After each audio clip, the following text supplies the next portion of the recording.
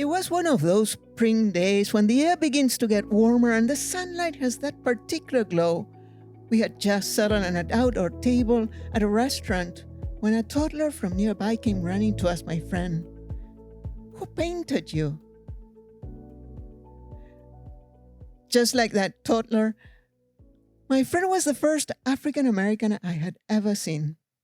We became friends, decided to go out for lunch, and at the edge of our table, two wide open eyes were looking at us, waiting to understand. Those words were simple, yet they revealed so much more.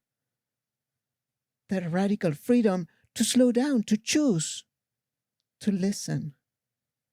A freedom that runs deeper than culture, that is wired in how we feel in our skin and body. My friend laughed and said, "God painted me." And in that moment, it hit me. If God has colored us all, it wasn't to create rivalries or guilt trips, it was to make life richer, more interesting. The rivalry, the shame, the suspicion, all that is on us because our bodies carry stories.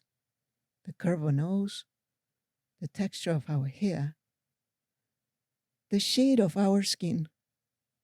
We inherit more than eye color and bone structure, but stories of survival, oppression, migration, status that makes us self aware. And on top of that, we swallow half truth dressed as praise. Consider the headline that says, "First woman doctor," as if brilliant women never existed. No Trotta of Salern, no lecturer in the first medical school, no Fatima al Fahiri, who used her inheritance in the 9th century to open a university in Morocco, and so many other ones. Remember, people from all walks of life have been ingenious for centuries. When I came to the United States as a grad student, I learned I was a Latina who spoke Espanol. Growing up in South America, all my life I considered myself a Sudaca who spoke Castilian. And you'll say, "Dr. Lia, those are two words for the same language."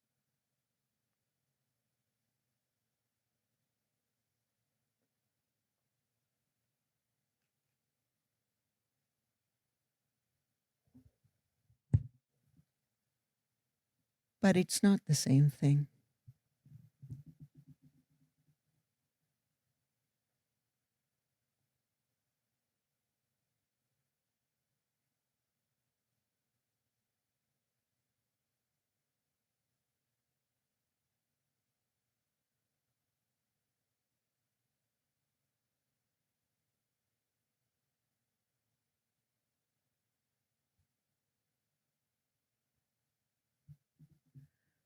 We believe visibility is the price of belonging. We all do it. I transform myself. Becoming who I was for others is the outcome of an adaptive process, a new label placed into my identity and history. There is a jump in registers between how the world calls us and how we carry all those labels within us in our self perception.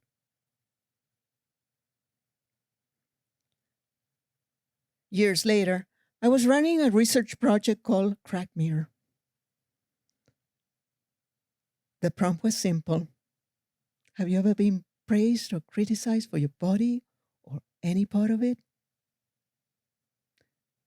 What I've learned is that most adults deal with something: height, snaggled teeth, dry looking hands, sometimes for years, even for decades. The way we monitor our weight, straighten our hair, how we manage to use clothing, jewelry, or makeup to conceal or to distract. Every little thing we do to master that feature is how we manage being safely seen by others. We call it shame, but it's not quite that. We call it shame because it's the silent audition of the self. Am I welcome? Am I allowed in? Shame points to an edge.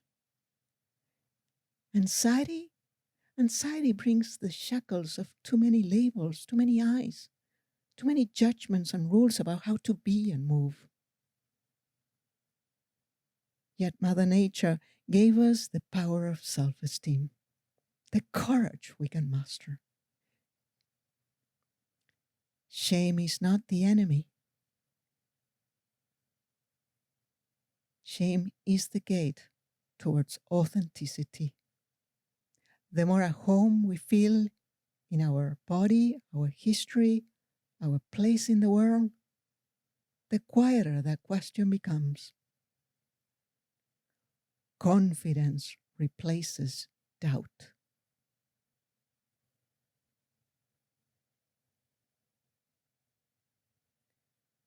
Have you ever been in a room where everybody smiles on cue, winks on whim? When you step out, you wonder, would I just sign up for something without knowing it?